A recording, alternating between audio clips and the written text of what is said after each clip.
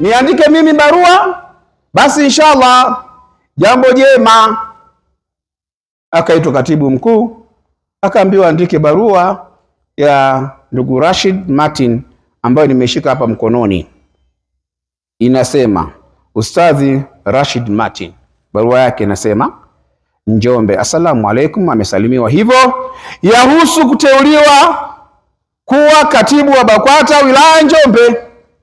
Kwa barua hii napenda kukujulisha kuwa nimekuteua kuwa katibu wa BAKWATA wilaya Njombe, mkoa wa Njombe, kuanzia tarehe 30 mwezi wa 3 mwaka 2026. Kazi ya katibu wa wilaya ni kazi ya kujitolea na haina mshahara rasmi, ila uongozi wa wilaya unatakiwa kuangalia mapato yake na kukupangia posho maalum ya utendaji kila mwezi. Utawajibika chini ya shekhe wa wilaya, na kutakia kila la kheri katika nafasi hii insha Allah, wabillah taufiki. Waliopelekewa nakala ndani ya barua hii: shekhe wa mkoa wa Njombe, katibu wa mkoa wa Njombe, shekhe wa wilaya ya Njombe, mwenyekiti wa halmashauri Njombe, mkuu wa wilaya Njombe na mkuu wa kituo cha polisi Njombe. Hao ndio wenye nakala yao ya barua ambayo ameandika Muadhama Samah, mufti na shekhe mkuu wa Tanzania. Sheikh Rashid, naomba chukue barua yako. Jamani, huyu ndio katibu wa BAKWATA wa wilaya ya Njombe. Kwa tukiwa tuna masala yoyote, ofisi yake iko hapo mbele ya msikiti, tutakuwa tunaweza kwenda kupata huduma zetu kwenye ofisi hiyo.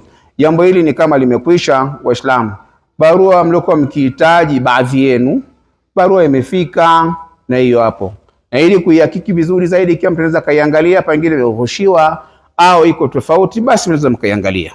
Lakini ilhali sisi tukae salama katika utaratibu ambao tunaendelea kusimamia amani. Waislamu wapewe fursa ya kuongea msikitini, Waislamu waswali kwa wakati wao maalum, wapate huduma zao wanazozihitaji.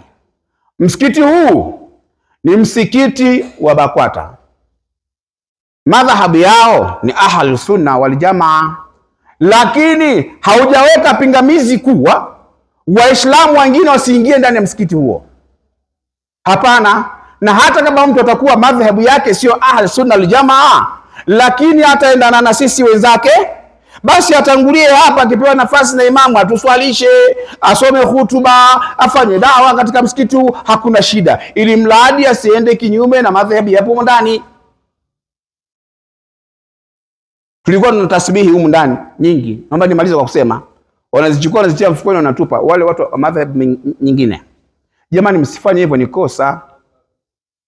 Msifanye hivyo, jambo ndani ya msikiti ni kosa. Useme bana, hii ni haramu, hii ni bid'a, ni nini? Hapana. Ndio BAKWATA ilivyo hiyo. Sasa waacheni hao watu wanaovuta tasbihi zao, nyuradi zao, muache tasbihi zao waendelee. Kuna wengine watakuja watakaa pale pembeni, wataanza dhikri yao. Muache, ndio tusiingiliane katika shughuli maalum, ratiba ya swala. Lakini msikiti una huduma nyingi. Msikiti una kazi 5 za kila siku zitakazofanyika huko ndani. Sio msikiti ni wa watu maalum tu. Mara tumefunga msikiti, funguo mfukoni. Mara mkiingia msikiti, wewe nyamaza. Mara hapana. Tujitahidi kupata viongozi ambao watakuwa wana uweledi wa kujua dini. Kumchukua kiongozi na kumweka tu sehemu, wewe kiongozi unasimamia jambo fulani, hana upewa jambo hilo, ni kosa. Pia ni chanzo cha uvunjifu wa amani na kuleta migogoro ndani ya msikiti. Ndugu zangu Waislamu, naomba tuwe sisi ni chanzo cha amani. Chuki ni kweli, tunachukiana, lakini tuvumiliane tu, ndio dini. Tunachukiana sana, tupendane. Na kama kweli tumeamini Mwenyezi Mungu na tunaamini siku ya mwisho tuingie peponi na mtume wetu Muhammad sallallahu alaihi wasallam, lazima tukubali magumu. Sio kila jambo kwako itaenda vizuri, sio kweli. Kuna mengine magumu, yavumilie magumu. Mwisho ni kuombeni jamani, tushirikiane ujenzi wa Darul Maarifa.